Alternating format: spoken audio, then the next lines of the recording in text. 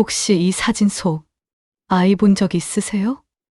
글쎄요. 비슷한 아이는 많았는데 그렇게 32년이 흘렀습니다. 여전히 아들은 찾지 못한 채 간암 판정을 받고 병원에 입원한 어느 날이었어요. 저 뒷모습, 저 걸음걸이, 심장이 멈출 뻔했어요.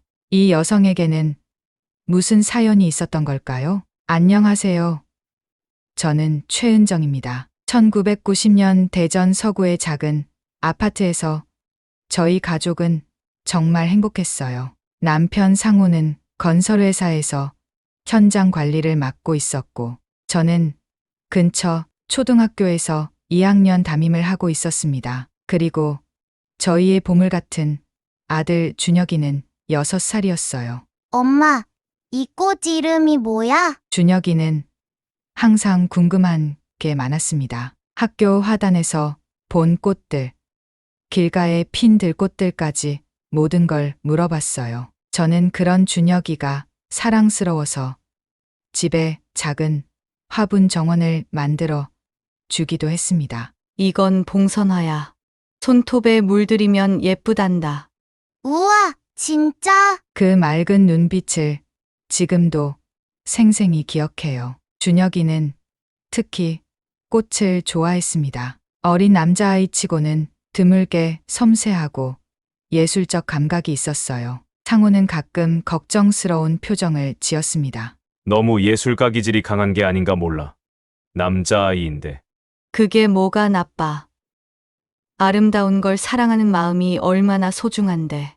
저는 항상 준혁이를 감쌌어요. 교사로서 거의 20년 가까이 아이들을 가르치면서 느낀 것이지만 아이마다 고유한 재능과 개성이 있습니다.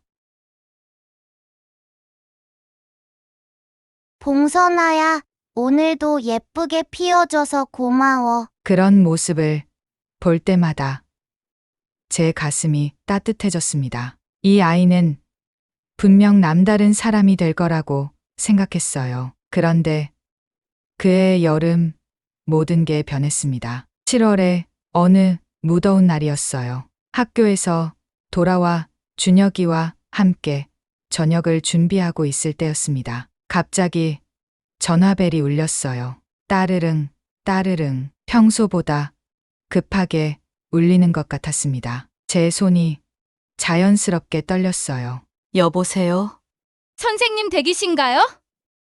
응급실로 빨리 와주세요. 순간 숨이 막혔습니다. 뭔가 큰 일이 났다는 걸 직감했어요. 목소리가 떨렸습니다. 무슨 일이에요? 누가? 환자분이 의식을 잃으신 상태입니다. 빨리 오세요. 전화를 끊는 순간 제 다리에 힘이 빠졌습니다. 준혁이가 제 치마를 잡아당겼어요. 엄마, 왜 그래? 무슨 일이야? 괜찮아. 준혁아, 엄마가 잠깐 나갔다 올게. 거짓말이었습니다. 전혀 괜찮지 않았어요. 제 안에서 뭔가가 툭 하고 끊어지는 소리가 들렸습니다. 이웃집 아주머니에게 준혁이를 부탁하고 급히 병원으로 달려갔어요. 병원에 도착했을 때 상호는 이미 의식을 잃은 상태였습니다. 의사 선생님이 말씀하셨어요. 건설 현장에서 사고가 났다고 합니다. 타워 크레인이 넘어지면서 그 아래 있던 분이 그 순간 제 머릿속이 하얘졌어요. 상호의 창백한 얼굴을 보는 순간 마음이 움츠러들었습니다. 어떻게 이런 일이. 몇 시간 후 의사 선생님이 저를 불렀습니다. 표정이 어두웠어요. 죄송합니다. 최선을 다했지만 더 이상 말을 들을 수 없었습니다. 세상이 무너지는 소리만 들렸어요. 제 다리가 후들거렸습니다. 안 돼요.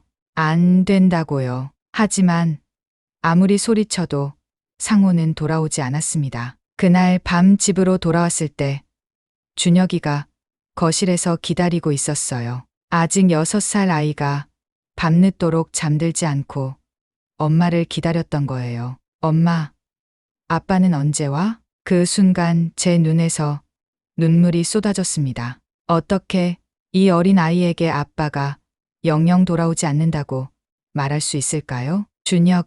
아빠가 목이 메어서 말이 나오지 않았어요. 준혁이가 제 손을 잡았습니다. 그 작은 손이 너무나 따뜻했어요. 엄마, 괜찮아. 내가 있잖아. 6살 아이가 엄마를 위로하고 있었습니다. 그 순간 저는 더욱 단단해져야겠다고 다짐했어요. 이 아이를 지켜야 한다고. 우리 둘이 힘을 합쳐 살아가야 한다고. 하지만 그때는 몰랐습니다. 진짜 시련은 이제 시작이라는 것을. 그리고 몇 달 후 더 큰 비극이 저희를 기다리고 있다는 것을 말이에요. 그날 밤 준혁이를 재우고 나서 저는 혼자 상호의 사진을 붙들고 한참을 울었습니다. 어떻게 이런 일이 일어날 수 있을까요? 그렇게 행복했던 저희 가족에게 말이에요. 상호의 장례를 치르고 나서 진짜 지옥이 시작됐어요. 건설회사에서 연락이 왔습니다. 목소리부터 차가웠어요. 죄송하지만 이번 사고는 현장 안전 수칙 위반으로 판단됩니다. 제 귀를 의심했어요. 뭐라고 한 거죠? 무슨 말씀이세요? 제 남편이 뭘 잘못했다는 거예요? 현장에서 안전모를 제대로 착용하지 않았다는 증거가 있습니다. 따라서 산업재해 보상은 어렵겠습니다. 그 순간 제 온몸에 소름이 돋았어요. 상호가 그런 사람이 아니라는 걸 누구보다 잘 알고 있었거든요. 거짓말이에요. 우리 남편이 그런 사람이 아니라고요. 목소리가 떨렸습니다. 화가 나서 떨린 게 아니라 무서워서 떨렸어요. 이 사람들이 상호를 죽이고도 책임을 지지 않으려 한다는 게 믿어지지 않았어요. 증거, 자료를 보내드리겠습니다. 법적으로 대응하시려면 변호사와 상의하세요. 뚝. 전화가 끊어졌습니다. 변호사를 구해야 했어요. 하지만 변호사 비용이 만만치 않았습니다. 상호의 생명보험금으로 겨우 버텼지만 한계가 있었어요. 법정 싸움이 시작됐습니다. 매일매일 서류를 준비하고 증인을 찾고 증거를 모으느라 정신이 없었어요. 돈이 물처럼 나갔습니다. 더 큰 문제는 제 몸이었어요. 밤마다 악몽에 시달렸습니다. 상호가 타워 크레인에 깔리는 꿈, 피투성이가 된 상호가 저를 부르는 꿈, 잠들기가 무서웠어요. 준혁이 앞에서는 괜찮은 척했지만 아이가 잠든 후에는 계속 울었습니다. 베개가 눈물로 젖어드는 줄도 모르고 울었어요. 학교에서도 집중할 수 없었습니다.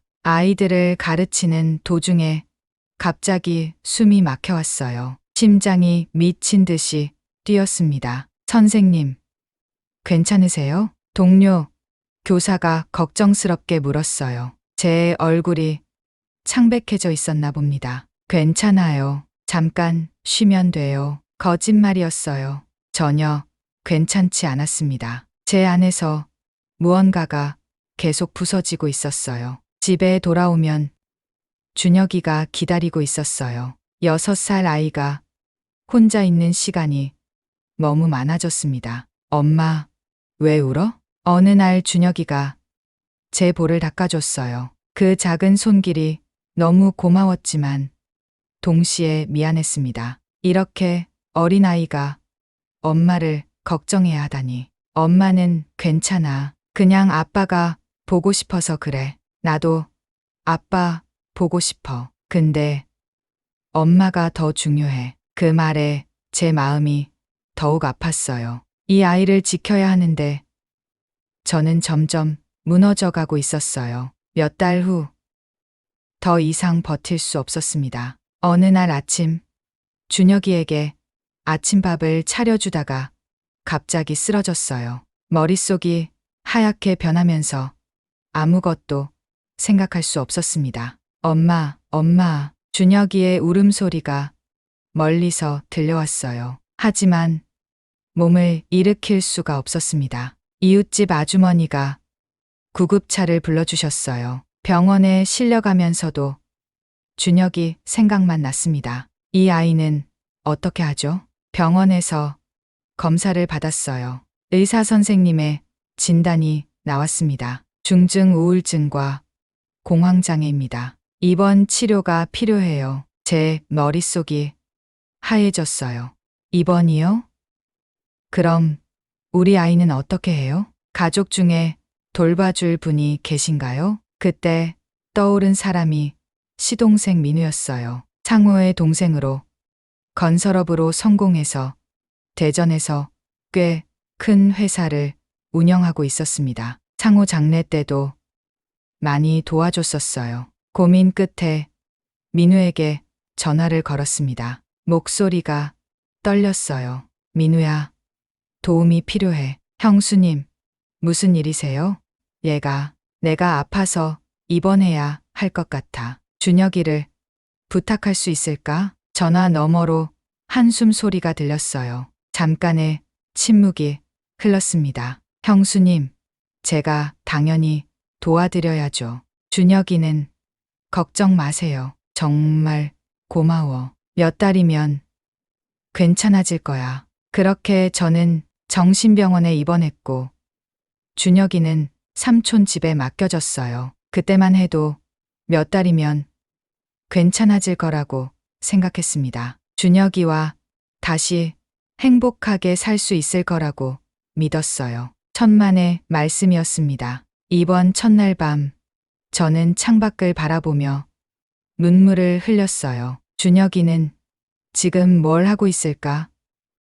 엄마를 찾고 있지 않을까? 제 가슴이 미어져라 아팠습니다. 하지만 어쩔 수 없었어요. 지금의 제가 준혁이를 제대로 돌볼 수 없다는 걸 알고 있었거든요. 빨리 나아서 준혁이 곁으로 돌아가겠다고 다짐했습니다. 그 생각만이 저를 버티게 해주었어요. 입원한 지 석 달쯤 지났을 때 민우가 면회를 왔어요. 표정이 이상했습니다. 평소와 달리 눈을 제대로 마주치지 못했어요. 형수님, 그게 준혁이가 제 가슴이 철렁 내려앉았습니다. 뭔가 잘못됐다는 걸 직감했어요. 우리 준혁이가 왜?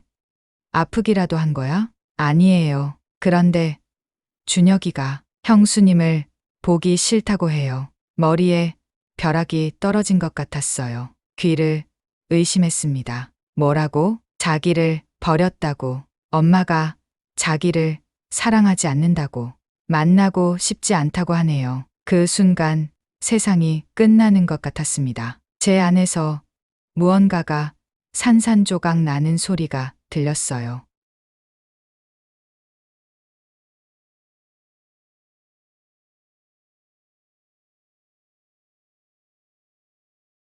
이번엔 더욱 심각한 표정이었어요. 형수님, 준혁이가 계속 말을 안 해요. 밥도 잘 안 먹고. 내가 직접 만나면 괜찮아질 거야. 그런데 형수님이 오시면 준혁이가 숨어버려요. 정말 만나기 싫어해요. 제 심장이 멈출 것 같았습니다. 어떻게 이런 일이 일어날 수 있을까요? 1년 후 퇴원할 때까지 준혁이는 저를 만나려 하지 않았어요. 퇴원 후에도 마찬가지였습니다. 하지만 저는 포기할 수 없었어요. 그런데 퇴원하고 6달 후 충격적인 진실을 알게 됐습니다. 어느 날 밤 민우가 술에 취해서 전화를 걸어왔어요. 목소리가 떨리고 있었습니다. 형수님, 정말 미안해요. 사실은 준혁이가 실종됐어요. 순간 제 머릿속이 하얘졌어요. 뭐라고? 석 달 전에 집을 나간 후로 못 찾고 있어요. 그동안 거짓말한 거예요. 그 순간 제 안에 무언가가 완전히 부서졌습니다. 동시에 무시무시한 분노가 치솟았어요. 왜 그때 말하지 않았어요? 무서웠어요. 형수님이 더 아프실까봐. 하지만 저는 알 수 있었어요. 민우의 눈빛에서 다른 이유가 있다는 걸 무언가 숨기고 있었습니다. 진짜 이유가 뭐예요? 정말 이유가. 한참 침묵이 흘렀어요. 민우가 한숨을 크게 쉬었습니다. 사업이 기울어가고 있었어요. 형수님이 맡긴 양육비까지 사업 자금으로 써버렸어요. 그제야 모든 게 이해됐습니다. 민우는 제 돈을 써버리고 준혁이마저 잃어버린 거였어요. 그날부터 제 진짜 전쟁이 시작됐습니다. 저는 교사 출신답게 체계적으로 접근했어요. 먼저 전국의 고아원과 보육시설 리스트를 만들었습니다. 하나하나 전화를 걸고 직접 찾아갔어요. 실종아동 수색은 과학입니다. 감정에 휘둘리면 안 돼요. 혹시 1991년 가을쯤에 들어온 7살 남자아이 있나요? 이름은 최준혁이고, 그런 아이는 없었던 것 같은데요. 사진을 보여드릴게요. 수백 번, 수천 번 반복했습니다. 대전 중구의 작은 꽃집을 열었어요. 준혁이가 꽃을 좋아했던 기억 때문이었습니다. 언젠가 꽃향기를 따라 돌아올지도 모른다는 희망을 품었어요. 꽃집 한편에는 실종아동 수색 관련 자료들이 가득했습니다. 저는 이곳을 거점으로 삼아 준혁이를 찾는 일에 매진했어요. 사장님, 또 수색 나가세요? 단골 손님이 걱정스럽게 물었습니다. 네. 오늘은 충청도 쪽을 돌아볼 예정이에요. 그래도 너무 무리하지 마세요. 시간이 흘러도 포기하지 않았어요. 1999년 인터넷이 보급되자 온라인 수색도 시작했습니다. 실종아동 사이트를 만들고 블로그도 운영했어요. 컴퓨터는 처음이라 어려웠지만 배웠습니다. 준혁이를 위해서라면 뭐든 할 수 있었어요. 아동심리학까지 독학했습니다. 준혁이가 어떤 마음으로 살고 있을지, 어디에 있을지 이해하고 싶었어요. 엄마, 그만 좀 해. 이제 받아들여야지. 주변 사람들은 모두 포기하라고 했어요. 20년이 넘게 찾아도 소식이 없으니까요. 너무 오랜 시간이 지났어. 준혁이도 이제 어른이 됐을 거야. 그래도 내 아들인 건 변하지 않아요. 저는 할 수 없었습니다. 매일 밤 준혁이를 위해 기도했어요. 준혁아, 엄마가 널 포기한 게 아니야. 엄마는 아직도 널 찾고 있어. 꼭 다시 만나자. 2000년대에 들어서면서 수색 방법도 발전했어요. CCTV가 많아지고 인터넷 검색도 쉬워졌습니다. 새로운 단서가 나올 때마다 달려갔어요. 혹시 이 사진 속 아이 본 적 있으세요? 글쎄요.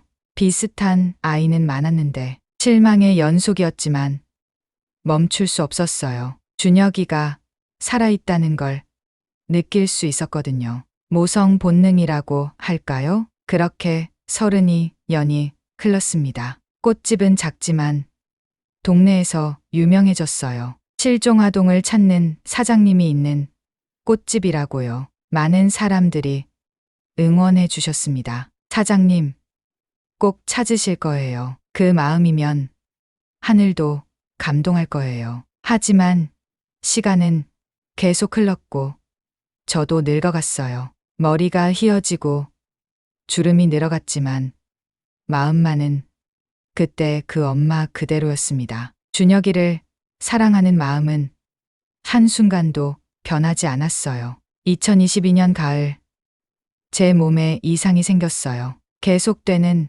복통과 소화불량. 처음에는 스트레스 때문이라고 생각했습니다. 32년 동안 준혁이를 찾느라 제대로 챙기지 못했던 몸이 한계에 다다른 거였어요. 병원에서 검사를 받았는데 간암 진단이 나왔습니다. 많이 진행된 상태입니다. 대전 성모병원으로 가셔야겠어요. 의사 선생님의 목소리가 무겁게 들렸어요. 제 머릿속이 하얘졌습니다. 가남이라니 이제 정말 준혁이를 만나지 못하고 가는 건가요?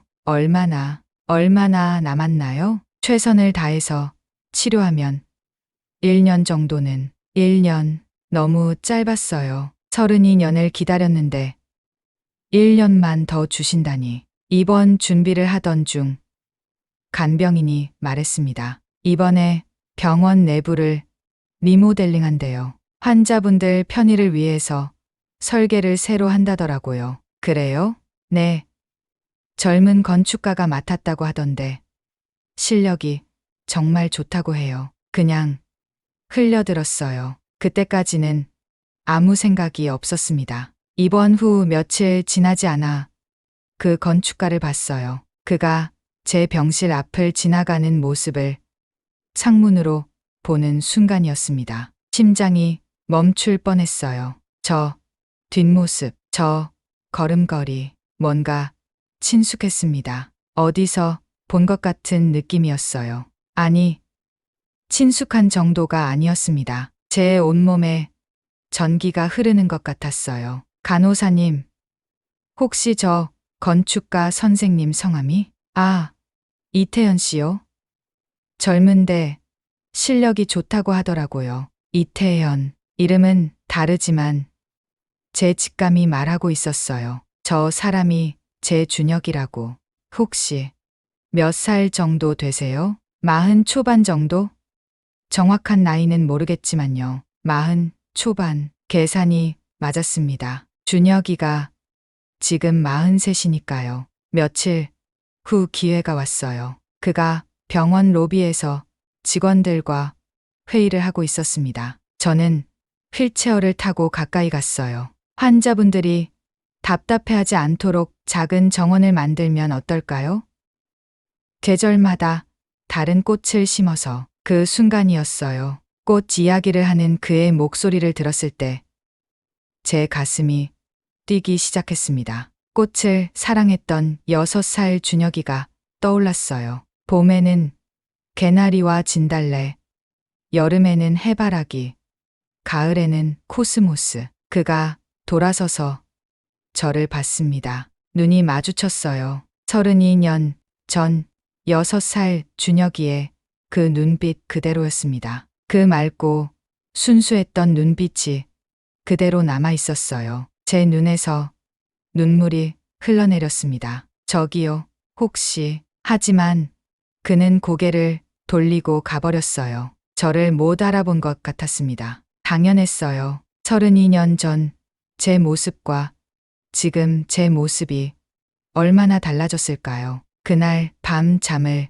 이룰 수 없었어요. 정말 준혁이가 맞을까? 아니면 제가 너무 간절해서 착각하는 걸까? 하지만 확신이 들었습니다. 모성 본능이라고 할까요?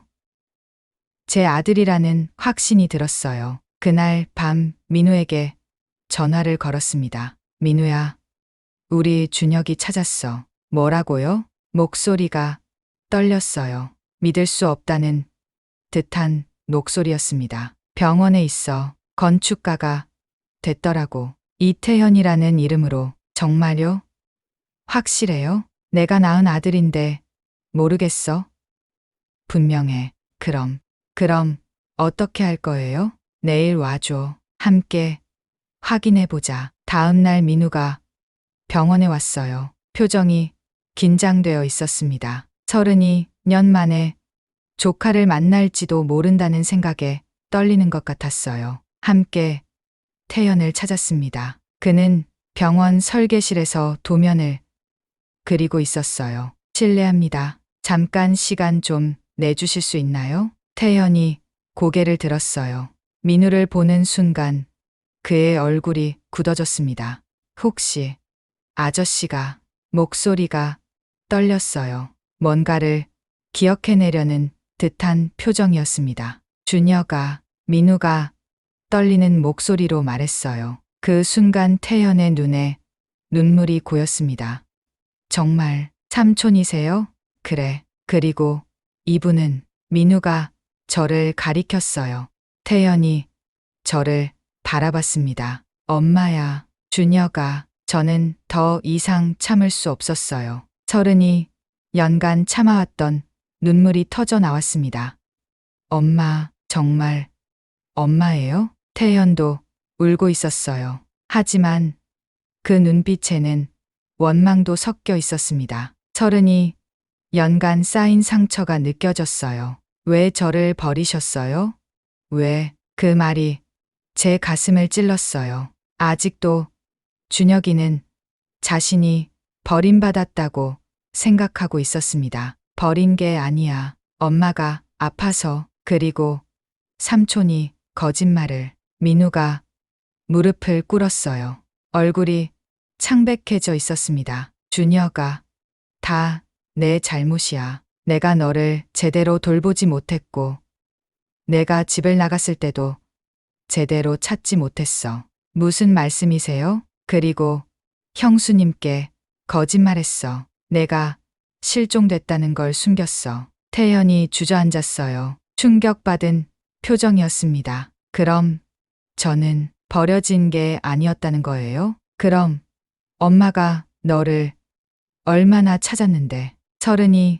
30년간 하루도 포기한 적이 없어. 저는 태연을 끌어안았어요. 32년 만에 안는 제 아들. 그때 그 6살 아이가 아니라 43 어른이 되어 있지만 여전히 제 아들이었어요. 제 품에서 울고 있는 태연을 보면서 모든 게 꿈 같았습니다. 정말 다시 만났구나. 정말로. 엄마, 정말 미안해요. 엄마를 원망하며 살았어요. 태연이 제 품에서 울면서 말했어요. 그 목소리가 떨리고 있었습니다. 괜찮아. 이제 됐어. 다시 만났잖아. 하지만 마음 한편으로는 걱정이 됐어요. 32년이라는 긴 시간 동안 쌓인 상처가 하루아침에 사라질 수는 없을 테니까요. 며칠 후 태연이 자신의 가족을 소개했습니다. 아내 수지는 간호사였고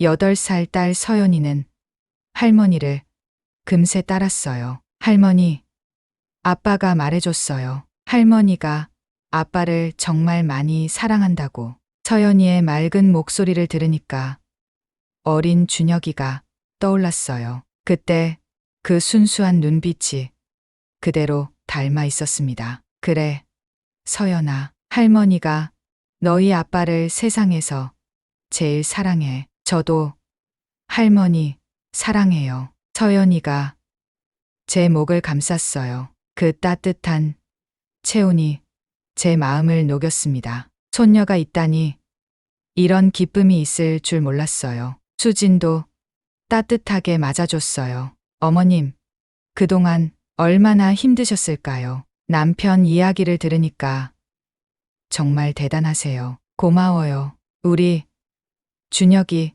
잘 돌봐줘서. 태연은 저에게 자신의 이야기를 들려줬어요. 삼촌 집을 나간 후 고아원에서 자랐고 열심히 공부해서 건축가가 됐다고 했습니다. 정말 많이 원망했어요. 왜 나를 버렸을까? 엄마는 나를 사랑하지 않는구나 하면서. 엄마가 정말 미안해. 그때 어쩔 수 없었던 거야. 이제 알아요. 삼촌한테 다 들었어요. 하지만 행복도 잠시였어요. 제 병은 이미 많이 진행된 상태였습니다. 의사 선생님이 태연을 따로 불러서 말씀하셨나 봐요. 태연의 표정이 어두워졌어요. 엄마, 병원에서 뭐라고 했어요? 괜찮다고 했어. 치료 잘 받으면 돼. 거짓말이었어요. 의사 선생님은 이미 몇 달 남지 않았다고 하셨거든요. 태연이 제 손을 잡았어요. 엄마, 제가 지켜드릴게요. 이제는 제가 엄마를 돌볼게요. 그 말에 눈물이 났어요. 어린 아이였던 준혁이가 이제 저를 지켜주겠다고 하다니. 고마워, 준혁아. 그날부터 태연은 매일 병원에 왔어요. 아침 일찍 와서 저녁 늦게까지 제 곁에 있었습니다. 32년간 못해준 효도를 하겠다는 듯이요. 수진과 서연이도 자주 왔어요. 병실이 이렇게 따뜻할 수 있구나 싶었습니다. 할머니, 오늘 유치원에서 그림 그렸어요. 서연이가 자신이 그린 그림을 보여줬어요. 할머니와 아빠, 엄마, 그리고 자신이 손을 잡고 있는 그림이었습니다. 우와, 정말 예쁘게 그렸네. 서연이가 화가가 되겠어. 아빠도 꽃 그리는 거 좋아해요. 아빠한테 배웠어요. 그 말을 듣고 태연을 봤어요. 그가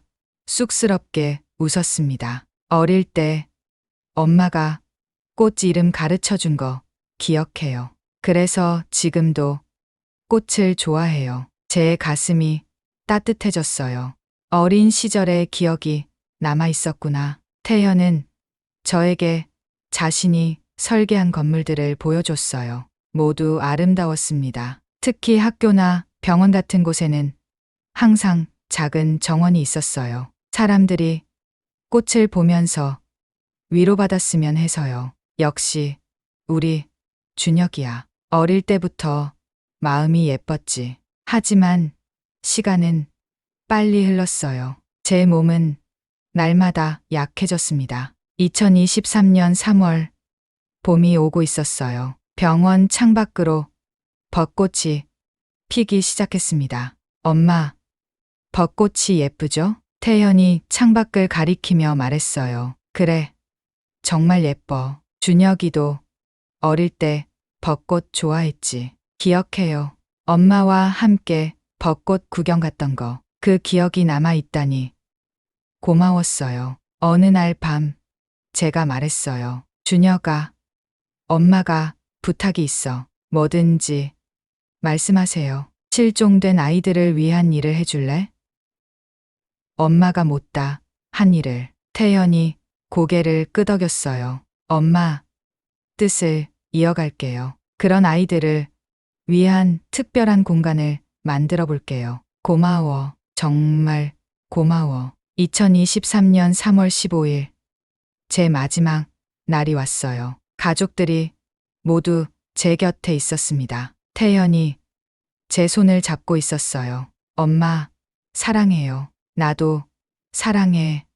준혁아. 서연이가 제 다른 손을 잡았어요. 할머니, 아프지 마세요. 할머니는 이제 아프지 않을 거야. 서연이 말 잘 듣고 건강하게 자라야 해. 수진이 눈물을 흘리며 말했어요. 어머님, 이제라도 만나게 해주셔서 감사해요. 민우도 와 있었어요. 그는 계속 사과했습니다. 형수님, 정말 죄송해요. 평생 후회하며 살겠어요. 이제 됐어. 우리 준혁이 다시 만났잖아. 마지막 순간까지 태연이 제 손을 잡고 있었어요. 32년을 기다린 보람이 있었습니다. 이제 마음 편히 갈 수 있었어요. 이 이야기는 태연이 어머니의 일기를 정리하며 쓴 것입니다. 어머니는 마지막까지 일기를 썼고 그 일기에는 아들에 대한 사랑이 가득했어요. 태연은